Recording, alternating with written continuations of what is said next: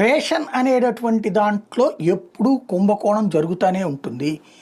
పబ్లిక్‌కి ఇబ్బంది అయినప్పుడు మాత్రమే అది ఎక్కువ ఎక్స్‌పోజ్ అవుతుంది. మిగతా టైంలో తినట్లేదు అని చెప్పడం అంత అమాయకత్వం లేదు. నేను ఎప్పుడూ చెప్పే మాట అదే. మరొకసారి నిజమైంది.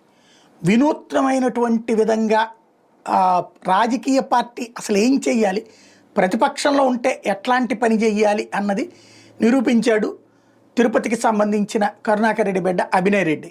మొన్నటిసారి ఎమ్మెల్యేగా పోటీ చేశాడు. తను ఓటమి పాలైనటువంటి సందర్భంలో ఏదో అతను బ్రిటన్లోనేమో చదివి వచ్చినట్టున్నాడు. వాస్తవానికి ఇక్కడ రాజకీయాలకి వంట పట్టించుకుంటాడంటే సరికొత్తదైనటువంటి ఈ తరపు ఆలోచనకి శ్రీకారం చుట్టాడు. 10 మందికి ఎట్లా చేయాలో చూపెడతా వచ్చాడు.